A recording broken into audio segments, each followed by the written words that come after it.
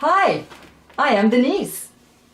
Today I'm excited to introduce ILona Zink from Better Business Standards because I hear ILona is bringing hope to the small business community. I'm honored to ask her a few questions today, questions that I believe you will want to hear the answers to. What crossed your path for you to become a businesswoman?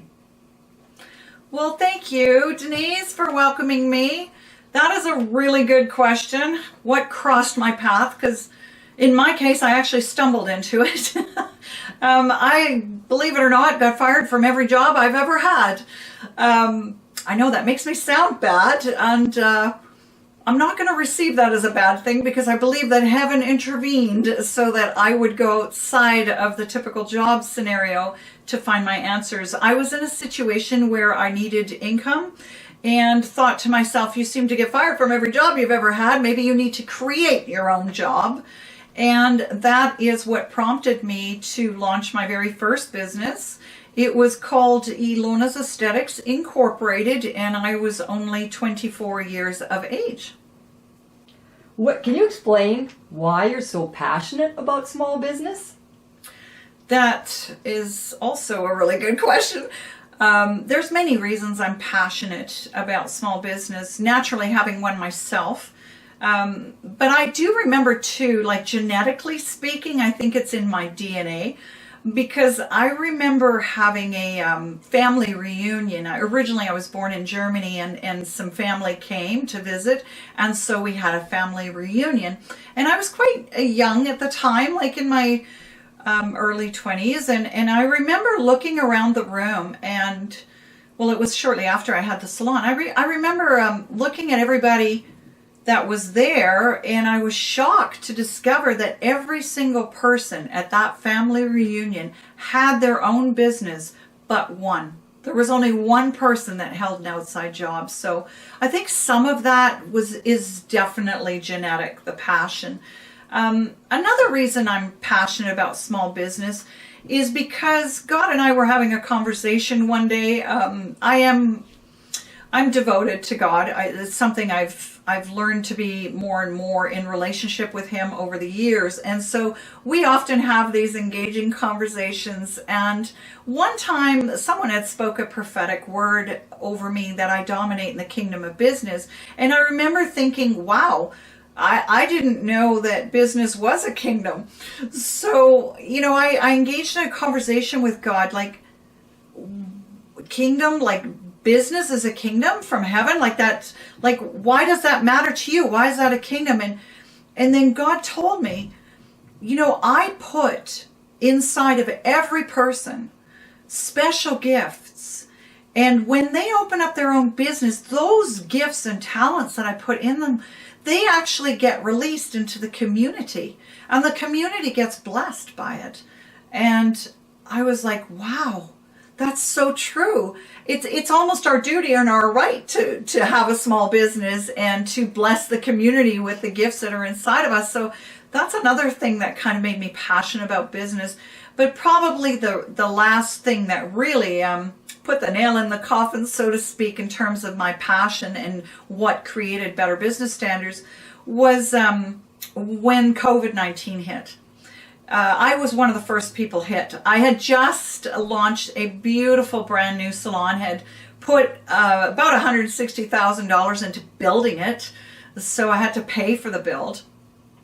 And it was a beautiful, beautiful salon. It had so many things that it offered to the community, and we had a lot of clients coming to it. But it was a fairly new build, and we did survive 3 years of construction and like 8 months of road closure. But as soon as COVID-19 hit, and they were all over the TV, and everyone was terrified, wow! The phones went dead instantly. And after 4 months of being forced closed, I just handed them the keys back. I'm like, well, I'm done. So, that was the final straw. How important business is to the community, because I know my clients, a lot of them used to come for the dog therapy.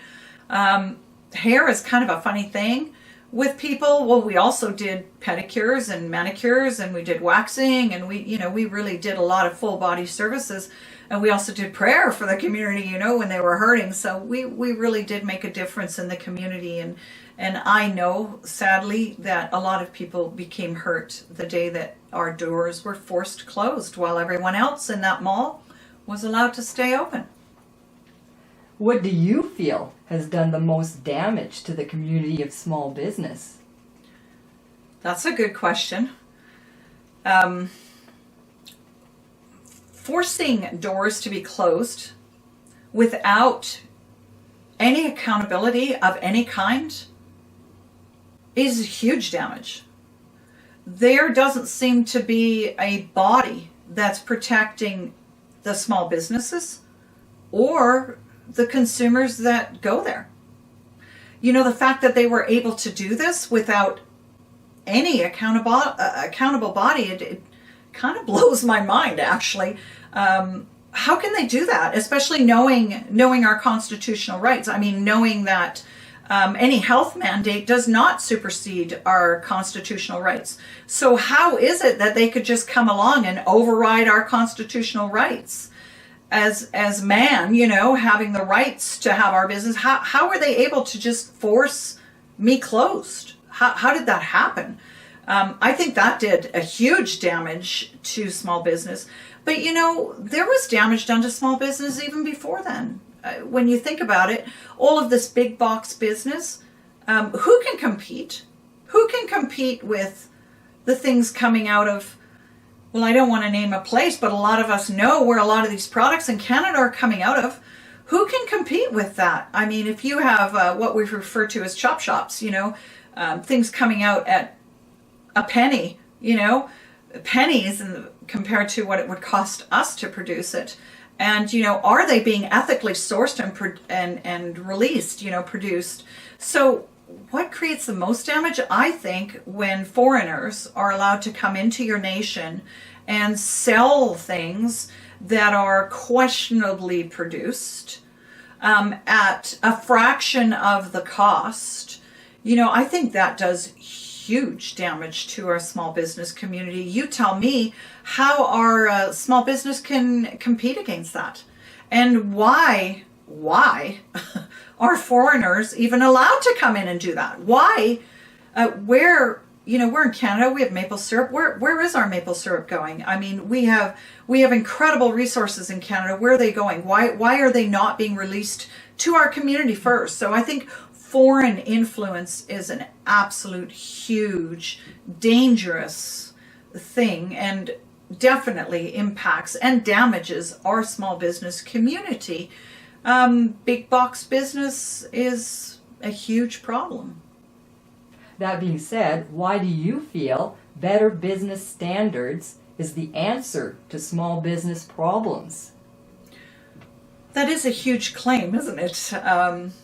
I do feel that better business standards is the answer and can be a bigger solution to a big problem, in the sense that an accountable body who represents the people. Not just the business owners, but also the consumers. Because the consumers have just as much rights as the business owners to be able to go into their small business and not have them forced closed. So it does affect the community. I think we need an accountable body that you have to go to before you go ahead and launch out something like this. For example, health mandates superseding constitutional rights. I mean, we need an accountable body that not only supports and represents business owners, but also supports and represents the consumers. So a body that will protect, a body that you can go to that represents and protects your local community, and that is accountable to, like the government, for example, has to be accountable to, that doesn't show favoritism to something that would harm the community. Thank you so much, ILona, for sharing this important information. If I wanted to find out more about you and BBS, where could I go? Denise, thanks for asking me these important questions. It was my privilege and my honor to share my heart and what we have available for people. If you do want to find out more, which I hope that you do, I hope that this has encouraged you to think about the importance of having a body that does protect the small business community. You certainly can find out more, and not only about myself, but also about BBS. If you go to our website, I think that's a really great place to start. You can find us at betterbusinessstandards.com. And I say standards as in more than one of them. That's betterbusinessstandards.com.